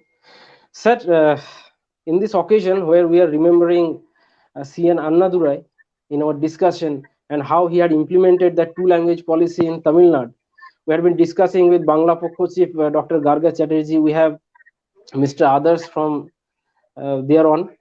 And what you would like to say in current scenario, how the two-language policy basically is needed in current times in 2021, and especially like the states like Odisha, West Bengal, and in other states where even the people cannot perform or cannot write in their own mother languages in central government exams or jobs exam. What kind of movement is needed in these states like Bengal and Odisha? Every regional language should be encouraged. India is a country with multiple ethnicity, multiple culture, and multiple languages. It is only a subcontinent. Tamil Nadu opposing the imposition of Hindi from 1938 onwards. In 1965, when Hindi was to be the official language on January 26, there was a furor in Tamil Nadu. The agitation was marched forwarded by the students in Tamil Nadu. There was very fire at that time, 1967. C.N. Annadurai, the founder of the Dravida Munnetra Kazhagam, came to power and he was a chief minister. after assuming the power, he announced that there should be no place for Hindi in Tamil Nadu. Tamil Nadu will follow only the local regional language Tamil and English, and we will not allow the Hindi teaching any government school or government colleges. The Hindi was not allowed in Tamil Nadu. From 1967 onwards, Tamil Nadu follows the two languages formula. What we today insist is all the Indian languages should be given the same status. All Indian languages should be the official language. No one language should dominate the other people. Hindi is the very imposition of the North to the South people. That is why the South is always opposing the Hindi. And we are cultivating our education, we are developing our education, we are developing our education infrastructure, and all our students are very high standard students. Without Hindi, they are improving themselves, they are learning themselves, and go to high places all over the world. They have made very excellent remarks all over the world. So what we want is all the Indian languages should be equally treated, and every Indian languages should be the official language. That is the only way of uniting the Mr. India. Rajendran, I would like to interrupt Yes. basically, because as others had pointed out that they are fighting this legally in a legal point of view, that Tamil should be one of the languages in Tamil Nadu exams as far as central government jobs and other entrance exams are concerned. I want to know from you that how the states like Bengal, Odisha, and other states, specifically Bengal, because Bengal has seen a tendency in recent times. There is a appeasement politics that you made the Hindi university to appease the Hindi voters, or even you have opened the doors in WBCS exam or the West Bengal Public Service Commission exam, that you have given options of Hindi, Urdu, even other languages like that, except Bangla. So build a kind of mentality in that government machinery. What kind of movement is needed in Bengal specifically, if you suggest us? Bengal people should awake, and they should rise, and they should raise their voice. They should raise their voice to protest the imposition of other languages. They should fight for their own mother tongue. They must take a pledge that we should face all examinations and all recruitments with only our mother tongue. Only with the upsurge of mass movement that we should achieve all these things. Tamil Nadu achieve these things only with this mass movement, not through these legal remedies. We will have to solve this problem only with this people's mass movement, not with the legal remedies. In the IAS, Indian All India Services examination, all regional languages are allowed to write to the All India examination previously. And in some all central services, Hindi and Gujarati will be given special status only for Gujarati. And no other regional languages are not allowed even now to write the central services. But this is unfair. This is not equal treatment to all the nationalities in India. So every nationalities in India should fight for their own rights, fight for their own mother tongue. Only the mother tongue will improve the knowledge and the excellency of the local people. Only through the medium of the mother tongue, they should understand the subject and they should develop their knowledge. That is the universal acceptable principle. So the Bangladesh people, the Bangla people should protest against the imposition of Hindi, and they should fight for their own mother tongue. Mother tongue should be our education medium. Mother tongue should be our should be allowed to write in central services examination. That you have to fight. We achieved Tamil Nadu only through the mass movement. Mr. Rajendran, actually the basic problem in is that there are certain examples in Bengal or in other parts of India that on the basis of religious ground, some people are divided by some political parties, after that making a political ground thereon, and thereafter impose Hindi as that Hindustan ideology. And how would you counter there? Obviously, Tamil Nadu has already resisted it, but how the Bengal in upcoming elections in probably 2 months from now, how they would Okay. resist that forces? Like the Hindutva forces and after the central BJP government came to power, they tried to make this country into a religious country. They have destroyed the secular fabric of this country. They have used the constitution and directed the country to a religious fanaticism. This is what we see everywhere. Now we are not against any religion, but India should be a state of secular state. It should be constituted. It is in our constitution. So we should not make the secular country into a religious country. And now they made it into a Hindutva country, Hindu-speaking country. Now we will go to the people and educate the people. We are not against religion. Every people have their own right to propagate and to practice their own religion. But the country should be a secular country. Every minority and every religious have same right in this country.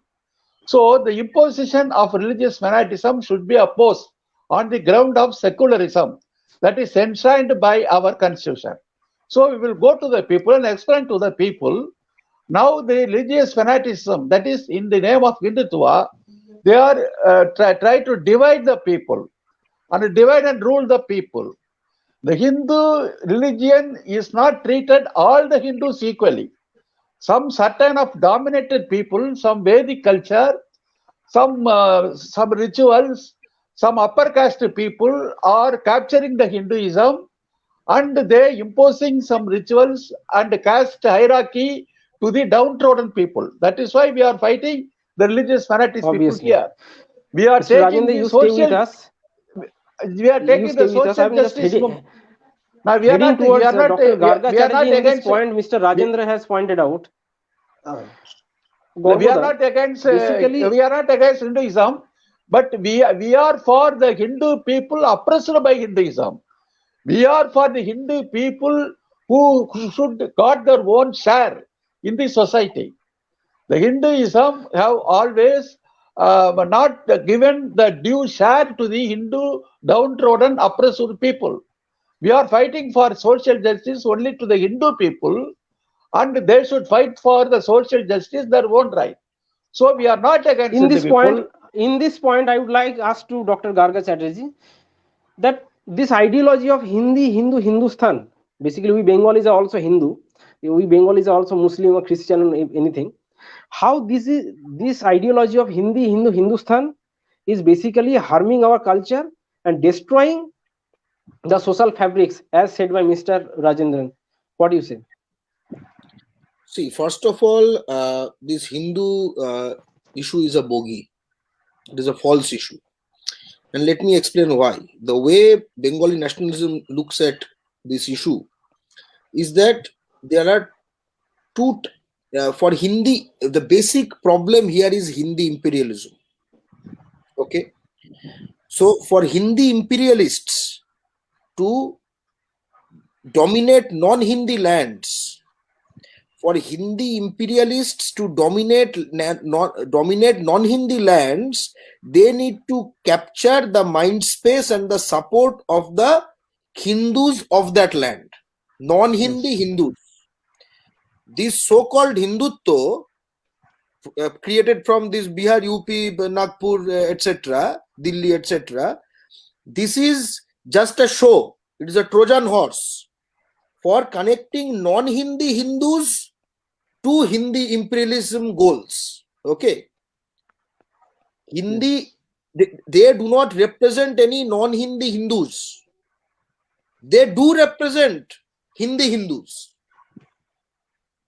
Hindi imperialism does represent Hindi Hindus, but they do not represent non-Hindi Hindus.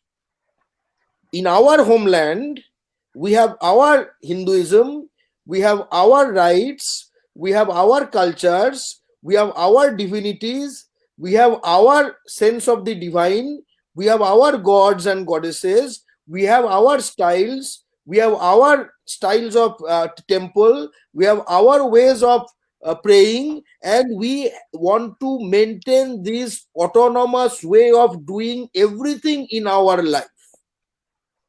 Everything. See, today when we are discussing CN Annadurai, Reinhard CN Annadurai, we must understand that this is basically a fight between Hindi imperialism and resisting forces of state autonomy. That we have to maintain our own in our own land. What is ours is ours. When somebody says Hindu, okay, it is a term that also applies to me. But it is not their Hindu that applies to me. But use the fact that it is a common word, they create this sense of affinity, this weakness to create a pan-Indian Hinduism, but which is essentially a way for Hindi imperialism to get into non-Hindi states and capture their resources, capture their jobs, capture their tenders, capture their areas, push in their exploding population, and finally destroy our lands. And here I would like to say, since an Another important point, Gorgoda. Indian Union is not a union of religions. Indian Union is not a union of religions. It is a union of states. And the states are formed on the basis of language. So the Indian Union is a union of linguistic nationalities. Within a linguistic nationality, there may be Hindu, Muslim, Christian, whatever. Okay. But there is no pan-Hindu. There is no Gorgoda, another serious point in this. There is no pan-Hindu. There is no pan-Muslim. Anybody who talks about Muslim unity across states, anybody who talks about Hindu unity across states is an enemy of non-Hindi people. Because another important aspect I would like to ask you, that Article 351 of the Constitution. Article 351 of the Constitution, I would like Mr. Adarsh into this discussion, that Article 351 of the Constitution that suggests that the Indian government machinery would try and it will try and outreach to the people to spread Hindi. So this Article 351, what is your view on that? Because the kind of problem that you represented to us, Mr. Adarsh, that this problem has generated from Article 351. So how do you counter that? That can be solved only by passing bills in Parliament. Yeah. If the Article 351 is actually a roadway to bring Hindi to non-Hindi lands. Because if you say you should learn Hindi, nobody will learn. If you pass a law, they will hear out. They will react to that law. So in that manner, they enacted that law, but that law is unnecessary because people can learn they should learn anything. They will learn anything. They will learn any language, but that is purely based on their choice. That should be purely based on their choice. That is the true democracy. If you say democracy and then put a law like this, it is a true democracy. I don't know what. But I can show you many central government circulars. They are pressurizing their officials or central government officials that even they have to put their signature on Hindi. Actually, signature has no language. It is basically a pattern of hand, how you write it. That is a common pattern called signature. A person can be identified with that. So that can even be pressurized that you have to sign it on Hindi. How do you like to say and explain this? I would like to say an incident. When Indira Gandhi was our prime minister, he wrote a letter to the Anna's death. For Anna's death, she wrote a letter. In that letter, he signed Indira Gandhi in Hindi. Below that, she signed Indira Gandhi in Tamil. So the PM Indira Gandhi is concerned about the linguistic beliefs of Tamil people. She is concerned that linguistic beliefs of Tamil people should be respected. But if you force and Tamil people serving in central government office, serving as a central government officer to write his sign in Hindi, it is not. It is basically unethical. We should not do that actually. You can't force someone to do a sign in a language which he doesn't even know. It's basically unethical. It should be opposed. It should be purely based on the choice of that individual. If So I if want to point out Another important I- point. I'm heading towards Mr. Rajendran. I would like to ask one question about the centralization. I have asked this question to Dr. Garga Chatterjee earlier in Bangla, and I would like to ask you that centralization, like in Bengal, like Vishwabharati University is a central university, like Bengal Chemicals, this has been taken over by the central government earlier. Now it has been corporatized. There is a discussion about it will be get corporatized. So my question to you that these agencies were built up in particular region to give jobs and employments to the local people. Obviously there can be a centralization or central occupation, central government occupying it, and they are funding it or something like that. But in view of that, when you see some people are employed in those offices who are meant to provide services to the people of Bengal, they are not knowing their languages. Instead of that, they are forcing a poor, probably ordinary Bengali guy there, who is a villager who have no knowledge except Bangla. They are forcing him to speak in Hindi or even write the addresses in English. So this kind of mindset has been built up. So centralization means destruction of culture. Does it mean? Mr. Rajendra, what do you say? Yes, definitely. Centralization means it is a destruction of regional culture and regional identity. There should be no doubt in this. But the root of this problem, that is in education, is in 1976, education until 1976, education is under the state subjects. In 1976 emergency period, Congress government transferred the education subject to the concurrent list. Now, using the concurrent list, both central government and state government can operate in this education. So, after transforming the education to the concurrent list, now the central government interfere in all the education issues in every state. Now, what we have to every regional parties and regional local government to fight is, to insist is, again, the education subject should be transferred to the state subject. It should not be under the concurrent list. That we will have to give first priority and fight for it. That is one thing I want to point out. Another point is when three-language formula was implemented in Tamil Nadu during the Congress period, Kamarajar period. Kamarajar was a pious congressman and he was a chief minister. When three-language formula was implemented at that time, when the communication from the letter from the central government came to Kamaraj through Hindi, Kamaraj openly declared, we will not read your communication in Hindi and we will tear the letters to pieces. This is a congressman, Kamaraj, who boldly spoken while the three languages formula was implemented in Tamil Nadu.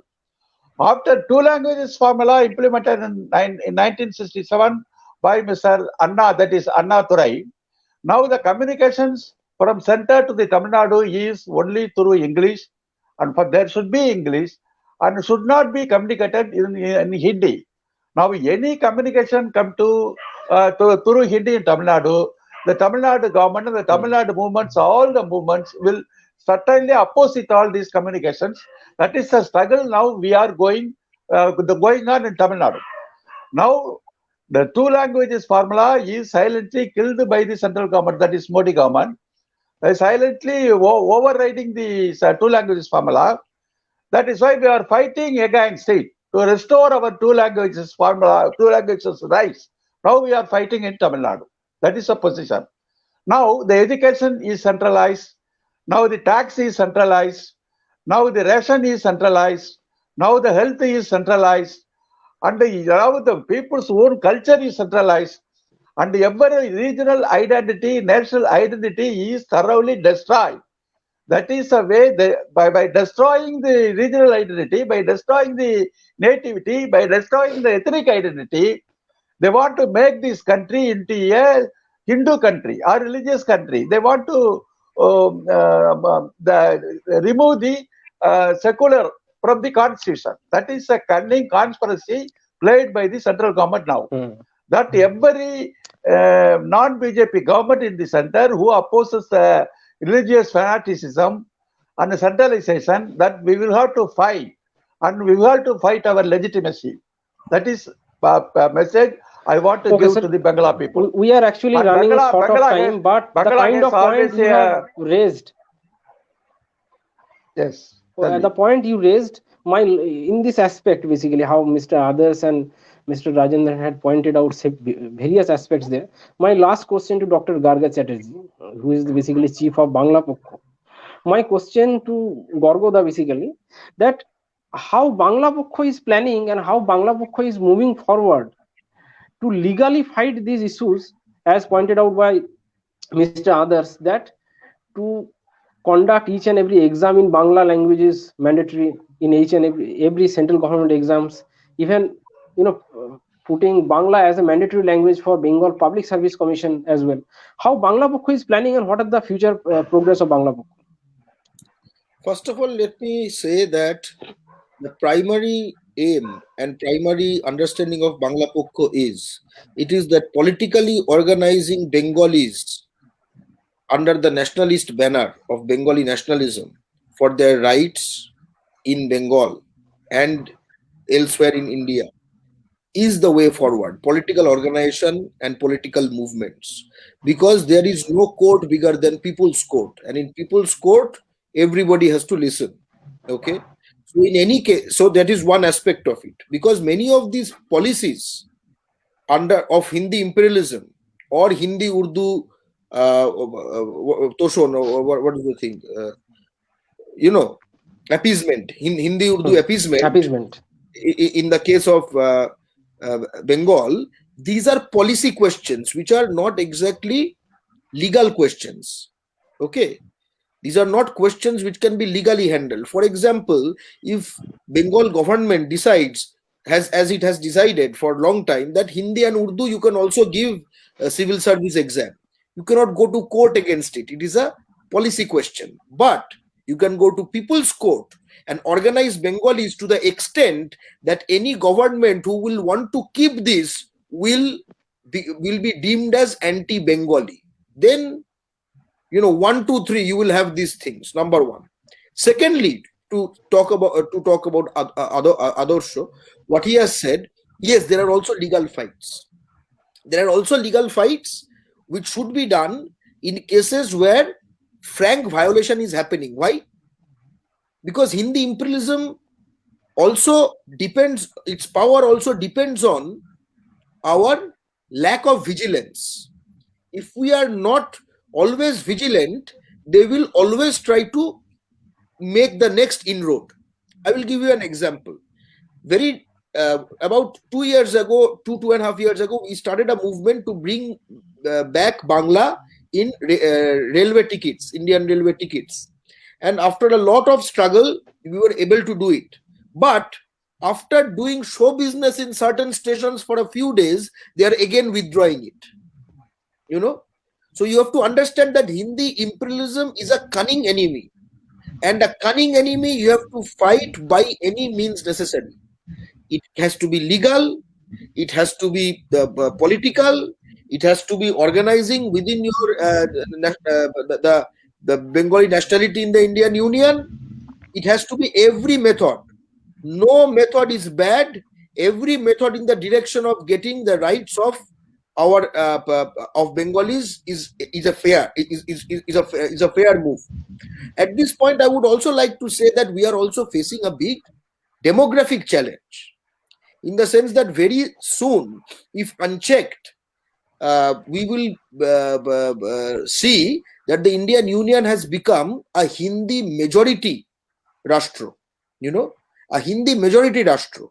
Then, but for that you have to bring out the population control bill. Rajendran says, or whatever others says or whatever Gorgot says will not matter, because we would have become minorities. Minorities in which scale? In the union scale. Okay? But we will never be minorities in our state scale and our homeland scale. So for our future protection, we need huge increase in the rights of the states, of what we can control directly. We do not want to be ruled by UP Bihar via Delhi. We want to rule ourselves, that is Swaraj. And of course, for common purposes like external defense, like external affairs, like currency, we will have to sit together in common. We are part of the Indian Union, and that is sacrosanct. No doubt about it. But maximal state autonomy within the Indian Union constitutional framework, and of course, what Mr. Rajendran also mentioned, Thiru Rajendran mentioned, that education should be brought into the state list. We want that there should be no concurrent list. Concurrent list is essentially union list, because if they are in contradiction, it is always the union that prevails. So all items, all concurrent list has to be abolished. All items except external affairs, external defense, and currency. No, you have pointed out a case of population migration from one state to another state. But one might ask, you are saying that you need a 2/3 majority in the Union Parliament to bring it. How will you bring it? Anyways, Hindi states are already now more than 1/3. They can block it. At this point, I would like to mention that there is politics beyond Parliament, the politics of agitation. For example, we have one advantage, which is not in numbers. We know that Hindi imperialist areas are basically baby producing factories, and that is also a design. Recently, Union government said that they do not want a population control bill. Bangla Pokko wants a population control bill. If there is no population control bill, non-Hindi people will be destroyed. Okay, but in the meantime, though we are losing the game of population, we will always win the game of revenue. For a very long, if the major revenue producing states of the Indian Union, the major revenue producing nationalities of the Indian Union, like Tamils, like Kannadigas, like Marathis, like Bengalis, like Malayalis, like Telugus, if they unite, all these numbers will not work. If you squeeze the money, no number in the world will work. At the end of the day, without non-Hindi subsidy, Hindi imperialist base is like worse than Somalia. They know it. So non-Hindi people have to Okay, now we are right. running short of time basically, but the way you have pointed out the vision of basically two language formula, as it was put forwarded by former Chief Minister C.N. Annadurai on his death anniversary, we have discussed many points, specifically what are the mal effects of that 3 languages policy as implemented by the central government, what are the challenges in front of non-Hindi states specifically, how they will rise up to the challenges and how they reply to it. I am thankful to all of our guests, specifically Dr. Garga Chatterjee, Viduthalai Rajendran, and Mr. Adas for joining us and give their valuable comments on this auspicious occasion, where we, from our channel Khas Bangla, we pay our homage and respect to the former Chief Minister C.N. Annadurai on this very day. And thanks to all viewers for joining us. And thank you and good night to everybody. Bangla. Thank you. Thank you.